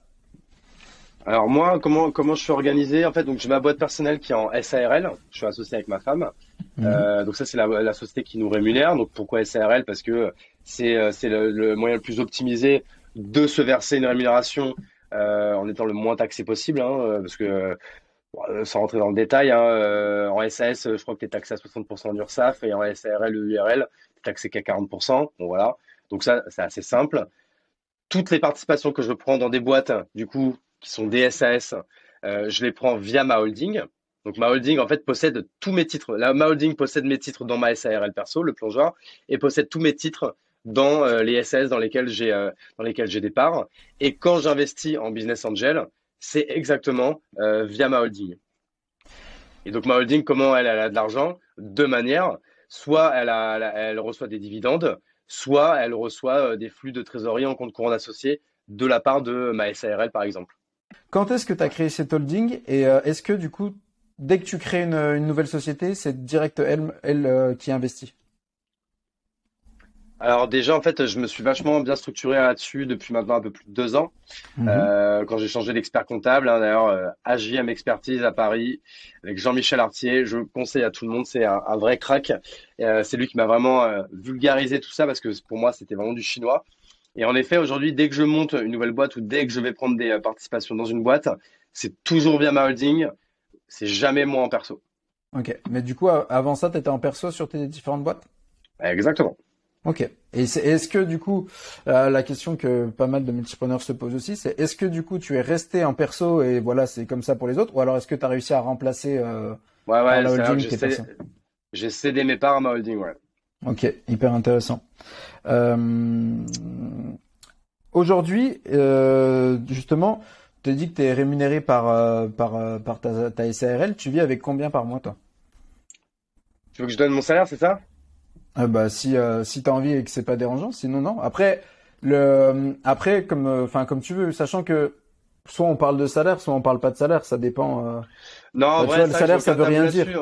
En vrai, moi, je m'en fiche un peu. Et Ouais, en fait, j'ai toujours peur de l'image ok, que ça va pouvoir donner aux gens et pas de qui souci. comprennent pas. Mais regarde, je peux expliquer. Moi, du coup, j'ai la chance d'être aujourd'hui quelqu'un qui gagne très bien.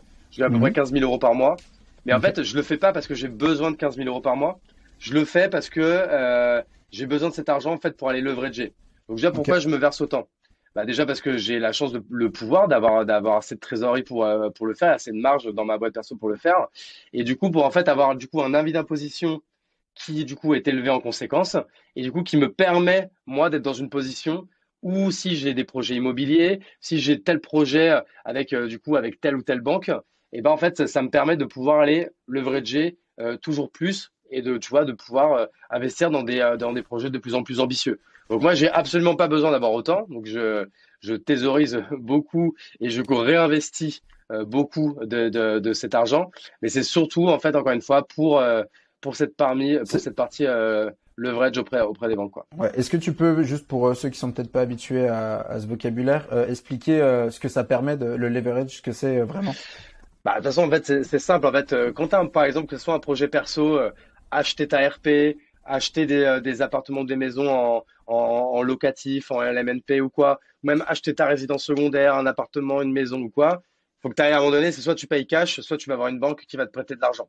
Mhm. Euh, que te demande la banque? Elle te demande deux choses. Combien tu peux mettre d'apport et quel est ton avis d'imposition? Combien tu gagnes pour savoir en fait quel taux de risque elle peut prendre avec toi. Donc plus tu as de cash dispo et plus tu gagnes sur le papier, donc via ton avis d'imposition, plus elle va pouvoir te prêter et plus tu vas pouvoir aller sur des projets ambitieux. Donc là, je parlais du perso, mais je peux même parler du pro, tu vois, même, enfin, Mhm. l'investissement, je parle principalement d'investissement immobilier hein, Bien là-dessus. Donc sûr. moi, c'est essentiellement pour ça que je le fais, quoi. C'est cool que tu nous partages c'est ça, puisque c'est vraiment une vraie réflexion qu'il y a quand on est multipreneur. C'est est-ce que justement je me verse pas trop de salaire et j'utilise mes différentes boîtes pour différentes. J'optimise, on va dire, ma rémunération, mais du coup, effectivement, comme tu le dis, tu diminues ta rémunération et donc tu diminues aussi ton leverage. Donc c'est vrai que c'est un choix Mm. qui est à réfléchir, hein, Ouais. et qui est une vraie question quand on est multipreneur. Ok. Bon, après, après, moi, je t'avoue hein, que sur la partie rémunération perso, là, pour le coup, rien n'est optimisé. Moi, je pense que je me fais asmater par les impôts. Mais bon, moi, ouais, bah, tu vois, je sais pas, tu l'as compris ou non. Moi, je suis quelqu'un qui a plutôt un ADN de gauche de base, donc je suis quand même très content de participer à mon tour là-dessus. Moi, je suis un ancien étudiant boursier. J'ai beaucoup profité des aides de l'État et de tout ce que la France a pu m'apporter là-dessus. Donc en vrai, je serais quand même un sacré enculé de ne pas rendre l'appareil derrière, etc. Et je suis très content de le faire. À la limite, je regarde pas combien les impôts me prennent, etc. Tu vois, je me fais pas mal là-dessus. Mm. J'estime que j'ai de la chance. Et franchement, à un moment donné, il faut que l'argent enfin, soit de manière, voilà, soit circulaire et qu'à un moment donné, ça profite à tous, quoi. Donc je suis très content comme ça, quoi. Trop cool. Écoute, ça fait pas mal de temps déjà, le temps passe vite. Moi, je pourrais rester 6 heures avec toi à discuter sans problème, mais comme on l'a compris, tu as pas mal de choses à faire aussi. Euh, Avant qu'on passe à la dernière partie, tu vois, un peu plus question de fin de podcast, un peu plus chill. Est-ce que toi, sur l'organisation ou sur le fait de lancer des boîtes, il y a quelque chose dont t'as pas parlé et que tu penses qui est primordial et qu'on devrait l'aborder ici? Non, bah, peut-être juste un truc, hein, pour les gens des fois qui disent je cherche un associé ou quoi. Bah en fait j'ai envie de dire juste en fait ne cherchez pas à les associer, essayez comme d'aller rencontrer un maximum de personnes et en fait parmi ces personnes-là il y aura forcément des opportunités d'association et c'est comme tu vois, j'aime bien toujours en parler, prendre un peu cette image, hein, je parle beaucoup en image, hein, en métaphore, etc. C'est que, bah voilà, si tu veux pêcher du poisson, t'es sur ton bateau, lance 10 cannes à pêche, t'auras plus de chances d'en attraper que si t'en lances qu'une. Et bah c'est pareil, trouver son associé, c'est en forçant les opportunités, en allant à cette soirée à laquelle tu voulais pas aller, en allant à cet afterwork dans lequel tu voulais pas aller, en allant, en acceptant peut-être des fast meetings que tu n'aurais peut-être pas accepté, mais la personne te paraît intéressante. Donc voilà, juste, en fait, la seule, si on devait retenir qu'une chose d'un peu des conneries que je raconte, c'est créez-vous un maximum d'opportunités et voilà, ne soyez pas avare, donnez beaucoup, vous recevrez en retour, quoi. Ok, bah écoute, tu me fais encore une belle transition. Euh, C'est entre ce que tu viens de dire et le t-shirt que tu portes aujourd'hui. Bon, pour ceux qui ne le verront pas et qui entendront le podcast, ton t-shirt c'est le Poney Club. Est-ce que justement le Poney Club, tu vas nous en parler peut-être un peu plus. Et est-ce que c'est dans cette volonté justement de rencontrer du monde, de créer des nouvelles opportunités, etc. Ah, c'est un peu tout, ouais. Le Poney Club, pour ceux qui savent pas, c'est un club ultra select d'entrepreneurs bordelais que j'ai créé du coup à Bordeaux. Je l'ai créé en mars, on était 10. Aujourd'hui, on est bientôt 150. Donc, quand on enregistre le podcast, on est en octobre Mhm. 2022. Et en fait, c'est un club d'entrepreneurs dont aujourd'hui l'objet social est simplement en fait de se rencontrer et de kiffer. Donc, en fait, j'organise un dîner tous les mois, à chaque fois dans un lieu de ouf, où je te dis, au début, on était 10. Là, le dernier, on était 60. Et le prochain, je pense qu'on sera encore plus.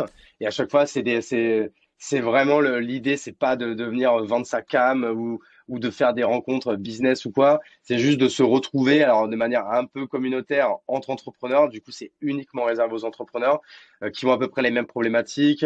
Donc voilà, c'est quand même bon. Il y a des boîtes qui font 100 000 euros. Et la plus grosse boîte, elle en fait 50 millions. Donc il y a quand même une belle amplitude, hein. On n'est pas non plus gagnant, tu vois.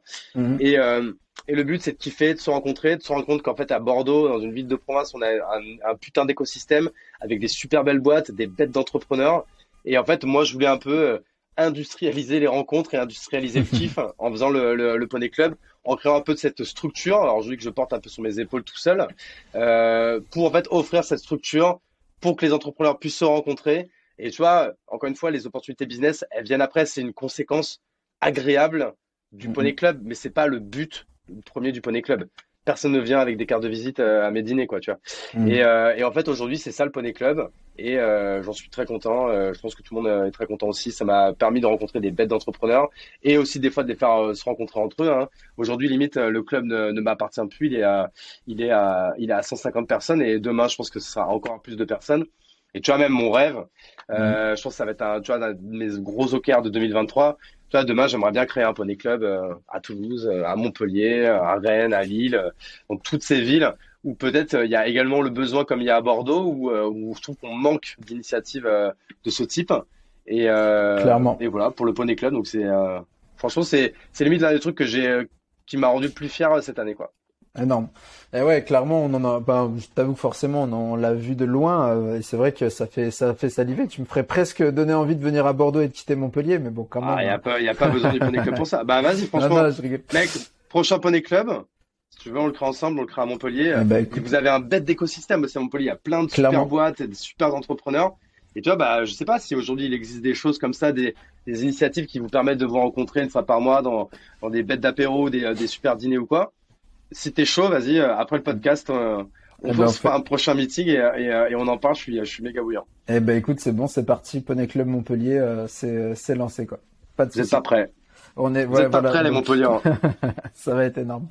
Bah écoute, ouais, très très chaud. Est-ce que avant que quand même tu veux nous parler de la chapelle, on l'a pas du tout abordé là. Est-ce que tu veux nous en parler quand même un petit peu Ouais, quand même vraiment, avant?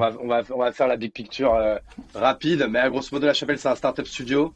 En fait, pour illustrer pareil, on va prendre les choses hyper simplement. Le modèle suprême pour nous, c'est eFounders, créé par Thibaut Elzière. Sauf que, bien sûr, si un jour on arrive à la cheville de la cheville de la cheville de eFounders et de Thibaut Elzière, on sera déjà hyper content. Donc le principe, c'est en fait, nous on a une core team, on a l'expérience de l'entrepreneuriat, on a de l'argent, on a un lieu, on a un peu tous ces outils qui en fait doivent amener en fait un unfair advantage aux entrepreneurs avec lesquels on va s'associer pour cofonder des boîtes, avec nos idées ou avec les leurs. Mais l'idée, c'est de toujours, en fait, que La Chapelle cofonde des boîtes avec un CEO ou une équipe fondatrice externe qui sera majoritaire, parce que du coup, nous, on sera toujours minoritaire dans un tel projet. Mais par contre, on sera ultra opérationnel pendant un an et demi, pour faire décoller très vite la boîte. Et ensuite, il y a toujours un événement, soit tu vois, une première grosse vague de recrutement ou une première levée de fonds ou quoi. Tu vois, il y aura des milestones comme ça un peu qui sonneront, on va dire, Ok. la fin de notre opérationnalité. Ok. Alors, ça se dit pas du tout ce que tu viens de dire, mais Ouais, ça marche, hein. bref, C'est t'as compris compréhensible, l'idée. c'est Mais compréhensible. et qui du coup en fait rendront l'équipe fondatrice et ses équipes autonomes avec encore une fois leur propre culture ou quoi. Moi, ça m'intéresse pas qu'on dise ça, c'est une boîte by La Chapelle. Nous, on est juste un outil qui les aide en fait à décoller très vite. Mais ensuite, chaque boîte aura sa propre histoire, sa propre culture, ses propres décisions. Et encore une fois, ils seront majoritaires, donc c'est eux qui auront les clés. Et nous, en fait, juste l'idée, c'est un peu comme des parents qui accompagnent les enfants jusqu'à la majorité. Bah, l'idée, c'est de leur donner un maximum d'outils, un maximum d'éducation pour que ça fasse des bons adultes. Bah, nous, que ça fasse les meilleurs entrepreneurs possibles. Même si quand on s'associe avec eux, on a quand même déjà jugé que c'était Bien des sûr. bons profils d'entrepreneurs, des bons profils d'exécutants et voilà, des mecs qui ont la dalle et qui vont aller faire des trucs de ouf, Et, quoi. et comment tu les sélectionnes alors? Est-ce que là, aujourd'hui, tu vois, tout le monde peut venir candidater à la chapelle? Tout le monde peut apply. Et aujourd'hui, comme il n'y a pas un site, enfin il y a un site, mais bon, c'est une V0, etc. Le meilleur moyen de apply, c'est de venir me parler sur LinkedIn. Mais encore une fois, nous, on va pas rechercher des entrepreneurs. On Mhm. va essayer par contre de nouer, de créer des opportunités plutôt de rencontres avec des Ouais, gens. Et on espère que dans tous ces gens qu'on va rencontrer, eh ben, on aura des futurs associés en puissance, quoi. Et trop bon, bien. tu vois, on est déjà en train de monter 3 boîtes. Il y en a déjà 2 qui sont montées là en sous-marin. On va communiquer dessus quand on aura vraiment le bon POC. Donc, Ouais. c'est-à-dire, il y en a l'une d'elles là qui a déjà fait 15 000 euros en une semaine. Donc, laisse-moi te dire que je pense qu'on va communiquer dessus dès le mois de novembre. J'ai hâte. Et l'autre sortira, on sort le produit fin novembre. Et l'autre, on le sortira, je pense, juste avant Noël. Donc, il y a du Énorme. taf, mais c'est du kiff. Trop stylé. Trop stylé. Écoute, on finalise sur les dernières questions de fin de podcast là, et ça fait aussi encore une belle transition, c'est que tu dis, tu veux enfin, vous voulez des entrepreneurs aussi qui passent à l'action. Ouais. Tout au début du podcast, tu as parlé d'une chose, ça m'a interpellé. Tu as dit que comment dire, ton ancien enfin mentor, je sais pas si je peux l'appeler Ouais, je suis mentor, mon mais tort. Ouais. tu as dit c'est l'archétype de l'entrepreneur. Pour toi, c'est quoi un entrepreneur? Moi, en fait, si je dois définir l'entrepreneur, déjà, en fait, le mec qui est entrepreneur, c'est le mec qui a pas le même rapport au risque que les autres. Tu vois, l'entrepreneur, c'est pareil, la personne qui a pas le même rapport à la liberté que les autres. Quand je dis les autres, bah, c'est les gens qui sont pas des entrepreneurs et et qui a pas le même rapport, on va dire, au passage à l'action. Et en fait, pour moi, c'est le triptyque. C'est liberté, rapport au risque, action, qui pour moi définissent ce qu'est un entrepreneur. Ah, je partage cette vision. Intéressant. Clairement. Liberté, rapport au risque et passage à l'action. On est clairement d'accord là-dessus. Et les trois sont liés, hein, de toute façon, hein. Parce que Bah c'est ouais, parce que t'as pas le même rapport au risque que tu passes à l'action. Les gens qui se lancent pas, parce qu'ils ont peur, hein. Parce que pour eux, c'est un risque de se lancer. Et c'est des gens, en fait, de manière innée, c'est pas des entrepreneurs. Alors après, tu peux le devenir, hein, mais ouais. la maxime de The Family, bon, dans laquelle je suis middle d'accord, qui est anyone can be an entrepreneur. Mhm. Non, c'est anyone can become an entrepreneur. Moi, je suis pas hyper d'accord avec ça parce que pour moi, soit tu l'es, soit tu l'es pas. Tu peux apprendre à l'être et tu peux faire genre, mais si au fond de toi tu l'es pas, ça va être compliqué à long terme, quoi. Ok. Et non, mais écoute, tu as une très forte croissance, tu lances plein de projets, mais si on devait se souvenir de toi pour une seule chose, ça serait quoi? J'aimerais bien, si demain je devais mourir de manière hyper tragique, j'espère que à mon enterrement, quelqu'un dira que j'étais quelqu'un de rassembleur. Ça, c'est si on devait retenir un truc, tu vois, c'est pas les 6 boîtes à 1 million, 2 millions, 10 millions, etc. C'est plus Hugo, c'était un mec qui donnait, qui rassemblait, quoi. Ça, j'aimerais bien qu'on dise ça de moi, quoi. On va pas donner un rendez-vous à ton enterrement pour dire ça, mais Non, le non, non. message est passé. Le message est passé. Trop cool. Alors, je pense que c'est moins le cas pour toi, mais est-ce que tu as des anecdotes où il y a eu des incompréhensions, des problèmes, enfin des incohérences avec des clients ou autres, du fait que tu aies plusieurs boîtes ou non? Ah, j'avoue, ça m'arrive souvent, ça. Souvent, ils ont du mal à comprendre. En vrai, je suis désolé, je vais pas être un bon client, j'ai pas d'anecdote comme ça qui me vient. En fait, c'est vrai que c'est tellement, en fait, c'est tellement, ça pas peu normal. En fait, c'est pas normal, quoi.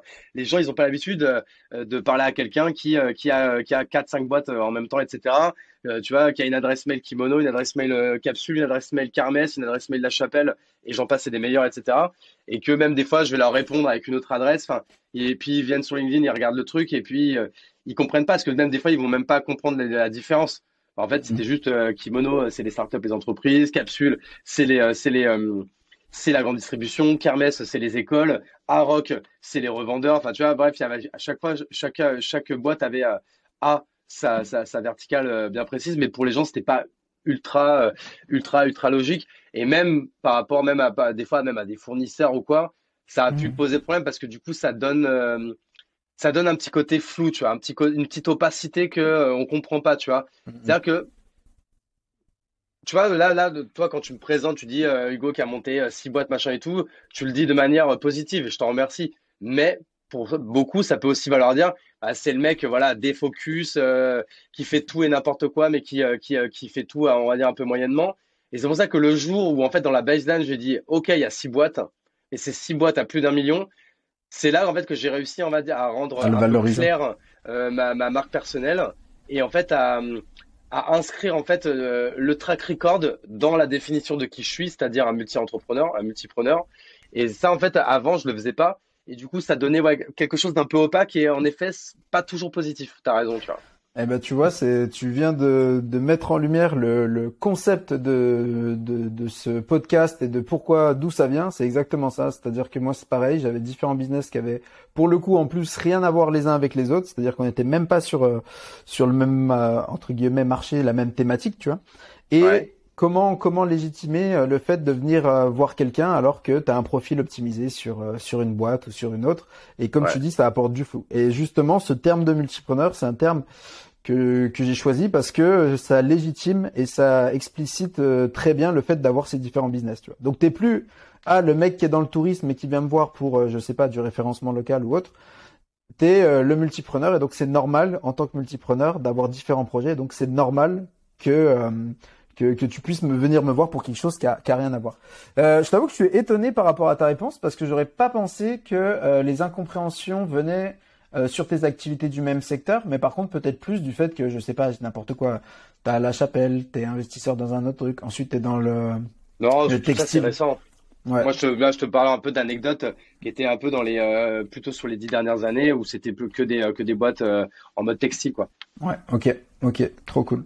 Bah écoute, merci pour ce partage encore. La plus grosse, comment dire, leçon que t'as appris dans ta carrière. Tu dis que maintenant ça fait 10 ans que t'es dans l'entrepreneuriat, c'est quoi vraiment le truc que t'as appris dans l'entrepreneuriat?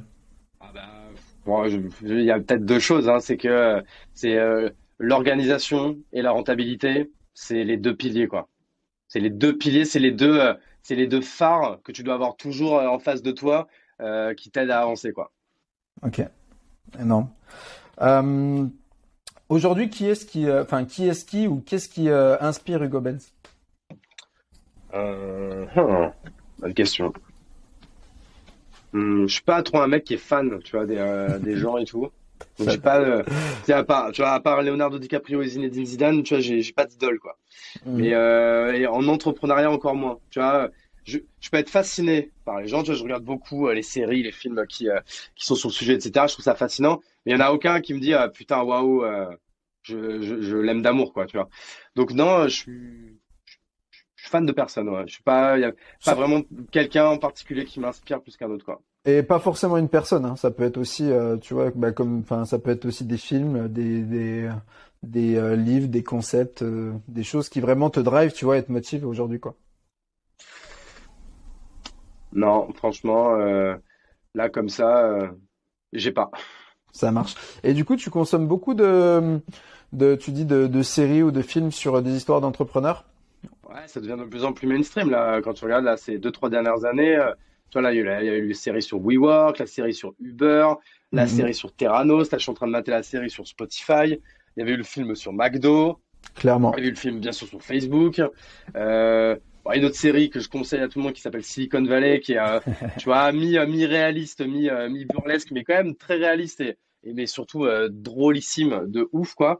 Ça, et toutes ces séries, en fait, commencent à vraiment à pas mal sortir de terre et le sujet devient de plus en plus mainstream. Et ça, je trouve que c'est très bien. Tu vois, que l'entrepreneuriat soit un sujet grand public, c'est une très bonne chose. Clairement, ça véhicule le fait que tu peux toi aussi te lancer. Et ce qui est bien aussi dans ces projets, enfin dans ces différents films que tu as cités ou séries, c'est que tu vois que les mecs à la base c'était aussi quand même des personnes plus ou moins lambda, tu vois. Genre tout le monde peut aussi se lancer. Ah, Enfin lambda, quand avec même. des, bien sûr. Alors t'as les deux côtés, tu vois. Ils Mais avaient quand même quelque chose. Ils avaient quand même, pour la plupart, c'était quand même plus malin que la moyenne, quand même, hein. Même clairement, bien plus malin que la moyenne. clairement. Mais ce que moi je trouve, tu vois, ce qui m'a intéressé, enfin pas intéressé, mais surtout attiré là-dedans, c'est que tu vois que c'est quand même des personnes qui sont défoncées pour leur projet, tu vois. Ils Par sont, contre, ouais. ils sont donnés. Et ça reste quand même un dénominateur commun, c'est que les mecs, quoi qu'il arrive, ils sont quand même bougés. Et en gros, alors je vais pas parler de mérite ou quoi, tu vois, mais s'il y a eu le résultat, si on parle de résultat X, comme tu parlais au début, bah, ils sont donnés pour avoir ce résultat X, quoi. Et effectivement, C'est ils seraient. sûr, c'est sûr que c'est du taf. Et tu vois, pour moi, c'est pour ça que moi, c'est une grande question. C'est qu'aujourd'hui, tu vois, moi, là, j'essaie de travailler pour de moins en moins avoir de temps à travailler sur ma société perso. C'est pour ça que j'essaye de beaucoup déléguer, sous-traiter, automatiser, etc. Parce que, mine de rien, si tu veux faire quand même quelque chose de gros, tu peux pas le faire en étant à 50% focus. Mhm. Ça, par contre, tu vois, je ne pourrais jamais le nier. Il faut être à 200% focus. Et moi, je sais que la chapelle, j'ai envie qu'elle soit quelque chose de vraiment très gros. Tu vois, vraiment, je suis très, très ambitieux sur ce projet. Et je sais qu'à partir de début 2023, il faudra que je sois quasi proche des 100% de mon temps à passer Ok. là-dessus. Donc, tu vois, t'as raison, c'est leur dénominateur commun. Et quand justement tu es multipreneur et que tu vas un peu bouffer à tous les râteliers, comme c'est mon cas, et je ne m'en cache pas, et bah du coup, tu mets quand même moins de chances de ton côté de créer quelque chose de vraiment big, tu vois. Et Mhm. moi, c'était OK pour moi depuis ces 10 dernières années. Même si Kimono est très gros, mais parce que mon associé Olivier, lui, est à 1 million de % sur le Mhm. projet. Mais demain, moi, je veux que la chapelle, ça soit encore plus gros et je vais être obligé, et ça me fait très plaisir, d'être à 1000% dessus, quoi. Ok. Donc là, on rentre dans une nouvelle phase de Hugo Benz, c'est Ouais, ça? je pense que le multipreneuriat, mais en fait, ce qui est bien, c'est quand tu as un startup studio, c'est du multipreneuriat, mais structuré. Parce que tu Mhm. le fais avec une seule boîte, mais qui va créer plein de boîtes, quoi. Donc, c'est ton boulot de le faire, en fait. Tu vois ce que je veux Clairement. dire? Clairement. Et là, tu vois, tu me recentres sur une définition qu'avait donnée la première personne que j'ai invitée ici.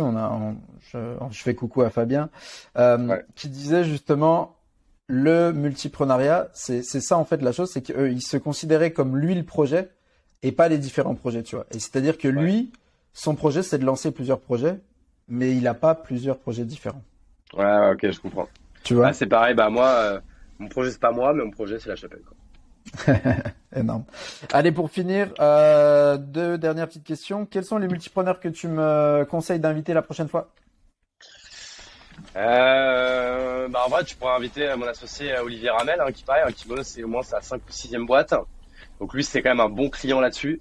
Mhm. Et je te conseille également Gérald Faure, Gérald qui est Fort. également à Bordeaux, qui a également créé un startup studio et qui est un mec brillant et que j'aime beaucoup et je te le conseille. Trop bien. Est-ce que t'en as un troisième ou une troisième peut-être? Alors désolé, ça va être un troisième. Bah franchement, Mathieu Stéphanie, de Cosa Vostra, qui est également notre associé sur Villa Maria, c'est vrai dont on n'a pas parlé, mais c'est pas grave, on en parlera une autre fois, qui est un coworking qu'on a monté à Bordeaux. Et pareil, Matt, je sais pas combien de cabis il a, mais il doit en avoir un paquet aussi, quoi. Ça marche. Bah écoute, c'est noté, merci beaucoup. Où est-ce qu'on te retrouve, Hugo? Sur LinkedIn, Hugo Benz, BENTZ. C'est le principal réseau où je poste des choses et où on peut me contacter. La valeur sûre. Eh ben écoute, je te remercie d'avoir été avec nous aujourd'hui. Bah écoute, merci à toi Yann pour l'invitation. J'ai adoré parler de tout ça. C'est vrai que du coup c'est cool que tu te sois mis sur ce créneau-là qui était on va dire pas trop pris, parce que c'est vrai qu'il y a beaucoup de podcasts qui se créent, mais c'est vrai que c'est important d'avoir un peu sa zone de génie, quoi, sa baseline et sa niche. Et c'est vrai que le multipreneuriat, je pense que ça va intéresser beaucoup de gens. Donc très belle idée, très belle initiative, et on va soutenir tout ça très fort. Trop cool. Eh ben écoute, je te remercie et je te dis à bientôt. Félicitations, tu es arrivé au bout de cet épisode. S'il t'a plu, n'hésite pas à prendre 15 secondes pour nous laisser 5 étoiles sur Apple Podcast ou la plateforme de ton choix et à partager cet épisode autour de toi. Ça nous aide vraiment à faire connaître ce podcast. En attendant, je te donne rendez-vous sur ma newsletter Multipreneur, le lien est dans la description, où tu découvriras chaque semaine des contenus actionnables pour lancer tes projets, t'organiser tout en profitant de la vie.